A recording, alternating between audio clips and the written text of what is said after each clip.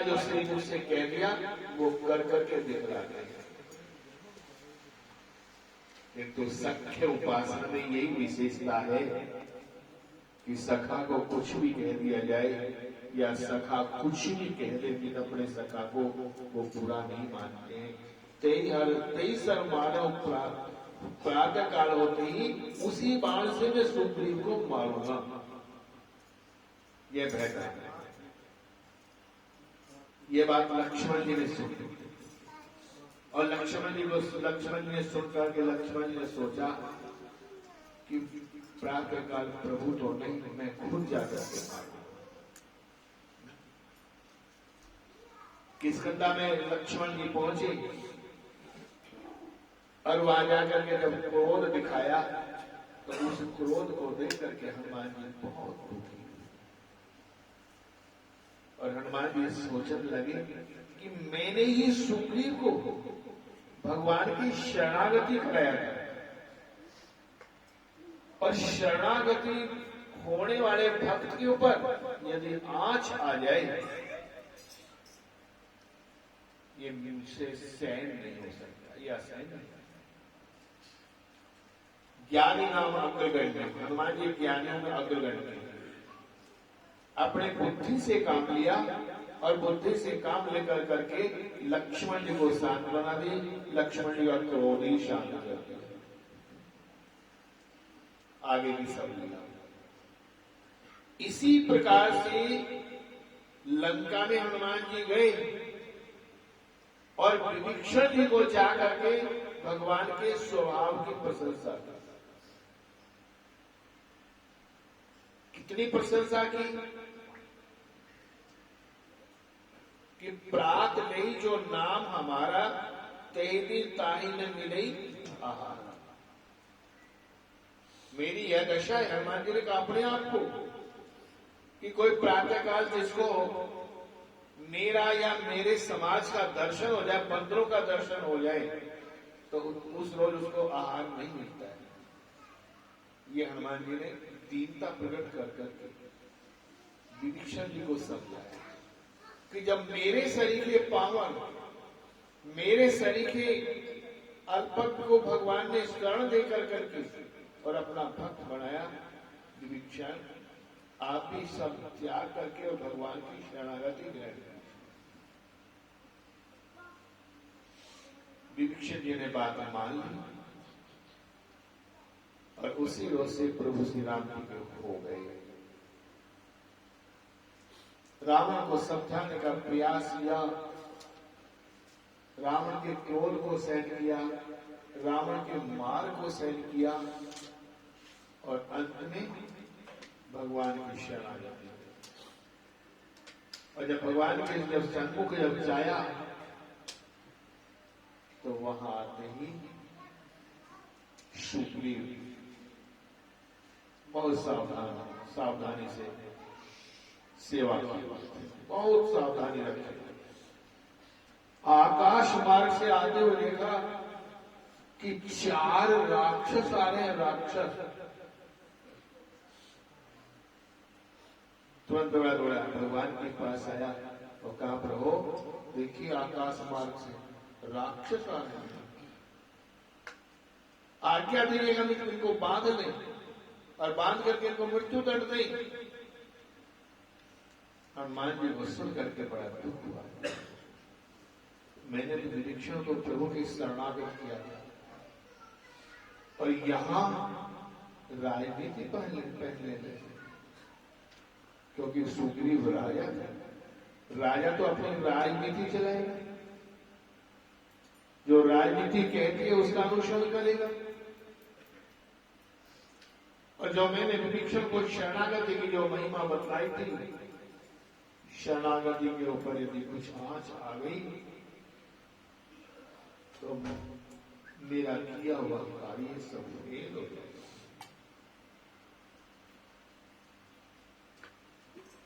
प्रभु श्री राम जी हनुमान जी की बात को, विचारों को समझ गए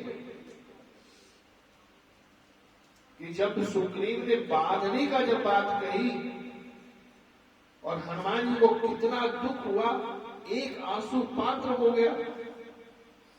उसी समय हनुमान जी की स्थिति प्रभु श्री राम जी ने देखी और देखते ही तुरंत बात को घुमा दिया। सुग्रीव, यदि कोई मेरी शरण में आ रहा आने दो।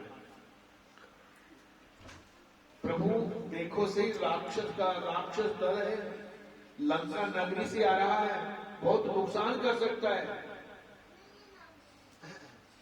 तो प्रभु राम जी ने ऐसा सुंदर सिद्धांत, शरणागत को जे तजई निज हित अनिहित अनुमान। अपनी शरण में कोई आ रहा है और यदि उस समय यह विचार किया जाए कि इसके आने से मुझे नुकसान होगा, इसके आने से मेरा विनाश होगा, इसके आने से मेरा बहुत नुकसान होगा, इसको शरण में नहीं लेना चाहिए। जो अपना हित और अनित जान करके जो शरणागति का त्याग जो कर देता है, उसके समान कोई पापी नहीं। यह शास्त्रों की आज्ञा है, वेदों की आज्ञा है, पुराणों की आज्ञा है और संतों का भी आदेश ही है। प्रभु श्री राम जी ने सुग्रीव को समझाया, सुग्रीव मेरी शरण में आ रहा है, भलाई नुकसान करने के लिए आ रहा हो, भलाई रावण का भाई हो, किंतु उसको पालना। जब इतनी बात जब श्री हनुमत लाल जी महाराज ने कानों से सुना तो हनुमान जी को इतना आनंद आया कि उछल पड़े, कूद पड़े और विभीषण को लेने के लिए चल दी। इतनी शरणागति प्रिय श्री हनुमान जी महाराज। और जो ऐसे शरण में आवे जो भक्तों का जो अपमान करता है, हनुमान जी को लेस मात्र भी सहन नहीं होता। तो सबसे पहले तो हनुमान जी को रामचरित्र प्यारा है, दूसरा राम मंत्र प्यारा है। राम मंत्र जपने वाले भक्त से यदि कोई अपराध पड़ जाता है तो उस अपराध को भगवान देखते नहीं, रहत रहे प्रभु चित्त चूक किए की करत सुध से बार ही की। एक बार नहीं अनेकों बार यदि अपराध हो जाए जो राम मंत्र जपता है, हनुमान जी उसको बार बार सावधान करते रहते, ठहरो। इसलिए हनुमान जी के संकेत से राम मंत्र जपने वाले के ऊपर बहुत कृपा पाता है। नाम का कीर्तन करने वाले के ऊपर कृपा होती है और जो पूर्व में शरणागति हो चुका है। देखिए शरणागति भी 6 प्रकार की होती है। शरणागति 6 प्रकार की होती है। खट शरणागति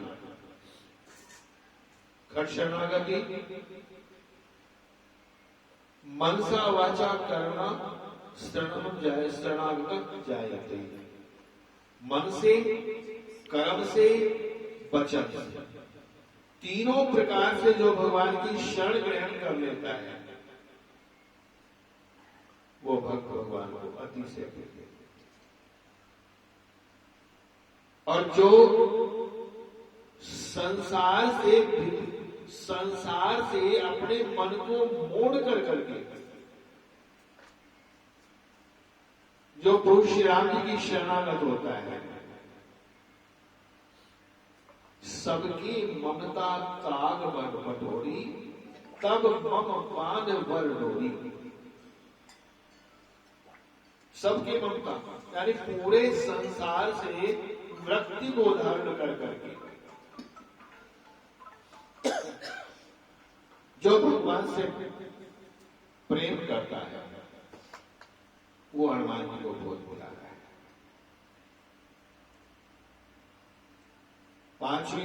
पांचवी शरणागति निज अपराध समझई नहीं पर दोषा। कोई हमारे ऊपर दोष आरोपण कर रहा है कि आपने ये पाप किया, आपने ऐसी गलती की, अनावश्यक दोष आरोपण करता है, तो उस दोषारोपण को सुन कर करके मन के अंदर किसी प्रकार का खेद नहीं उत्पन्न होना चाहिए, किसी प्रकार का दुख उत्पन्न नहीं होना चाहिए। तो जब मन की इस तरह से सदी हुई जब भावनाएं ऐसी होती हैं, तो उसके लिए हनुमान जी महाराज बहुत जल्दी कृपा करते हैं। यह 5वीं शरणागति, इसी शरणागति को देख कर करके अकबर की कैद में जब अकबर ने गोस्वामी तुलसीदास जी महाराज को बंद कर दिया, तुलसीदास जी से कहा कि तुलसी, मैंने सुना है कि आपने बहुत चमत्कार दिखाए, मुझे भी एक चमत्कार दिखाओ। आपने मरे हुए मुर्दे को वापिस जीवित किया, आपने कई अलौकिक ऐसे चमत्कार लोगों को दिखलाए, मुझे भी कुछ चमत्कार दिखाए। तुलसीदास जी ने कहा, मेरे पास तो कुछ चमत्कार है, मैं तो प्रभु का भजन करता हूं, उनके नाम का गुणगान करता हूं, मेरे पास तो कोई भी चमत्कार नहीं है। अकबर ने श्याम दाम दंड भेद का प्रयोग किया कि यदि आप चमत्कार नहीं दिखलाएगा तो मैं आपको कारागार में बंद कर दूंगा।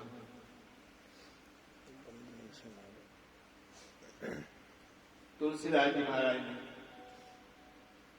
कारागार में बंद होना स्वीकार किया, किंतु अपने प्रभु को ले जाने के लिए चमत्कार नहीं दिखलाया। 7 दिन तक गोस्वामी जी निराहार रह करके उस कारागार में रहे। और एक रोज अपनी उस लेखनी की याद आई, मार्ग तुल्य वेगम, हनुमान जी आप तो मन से भी तेज चलने वाले हैं, हवा से भी तेज चलने वाले हैं, और प्रभु आज मैं यहां एकांत में बैठा हूं, इस कारागार में बैठा हूं, मेरे पास क्यों नहीं आ रहा? इतनी ध्यान आ गई और गोस्वामी जी के एक आंख के अंदर एक प्रेम के आंसू निकल आया। जब एक आंसू निकला, उस आंसू को पहुंचने के लिए तत्काल हनुमान जी प्रकट हुए। बोलो श्री हनुमान जी महाराज की जय हो। तत्काल हनुमान जी कारागार में प्रकट हुए और वही दर्शन दिया। तुलसीदास जी से कहा, तुलसी बस कोई बड़ी यात्रा तो अपना ये नहीं होगी, केवल 7 दिन तक आप यहां निराहार रहे, यही तो यात्रा नहीं। जानते मैंने कितनी यात्राएं भोगी। लंका में गया, बाजे ढोल करे बहुवासी, लंका वालों ने मेरा कितना तिरस्कार किया, लात और गुस्सों से मुझे मारा,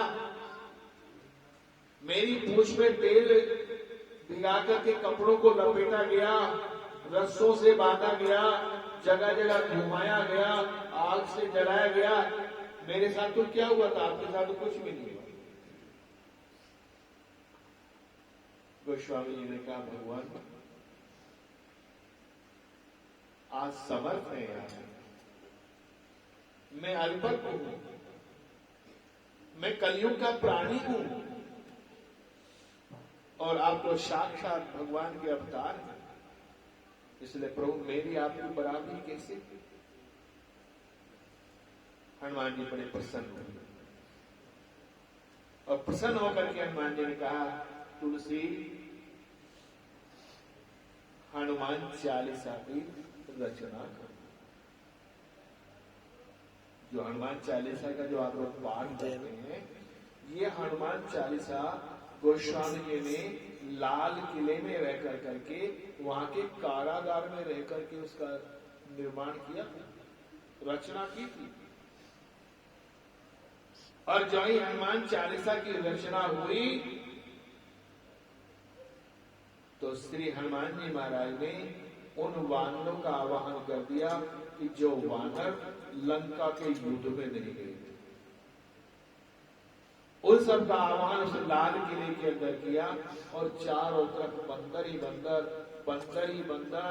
और उस अकबर के राजघराने में, उस अकबर के रणनिवास में चारों तरफ वो उत्पात मचाया कि उस उत्पात को देख करके अकबर घबरा।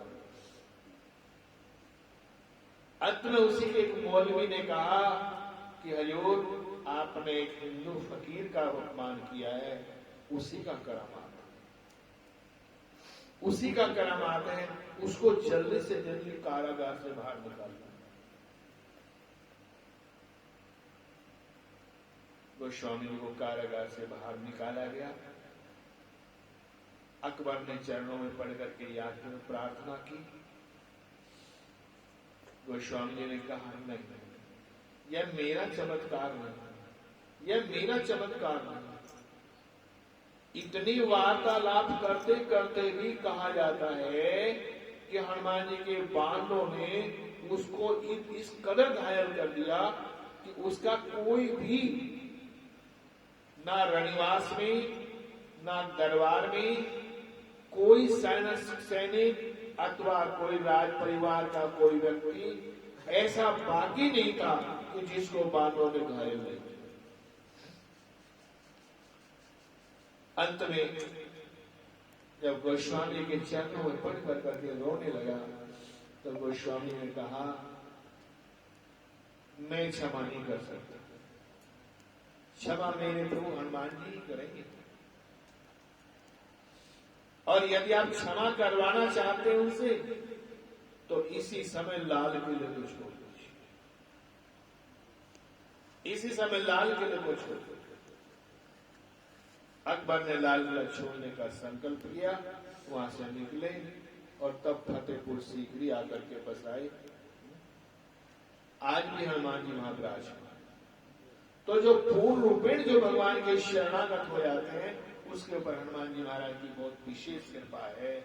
इसलिए आप सब शरणागति हैं जो नित्य प्रति सुंदरकांड का पाठ हनुमान जी को सुनाते हैं और उनकी भक्ति का प्रचार करते हैं। उनके रस का आप लोग अवलोकन करते हैं। हनुमान जी महाराज आप सबके पद में अंदर इसी तरह से कृपा बनाए रखें, इस मंडल को सुचारू रूप से चलाए रखें। और जहां जहां भक्तों के यहाँ ये पाठ होता है, इसका आजकल एक नियम चला हुआ है ना, 60-40 का, 60-40 का। जो धन लगा करके, जो खर्चा करके जो व्यापार चलाता उसके 60, और जो काम को संभालता उसके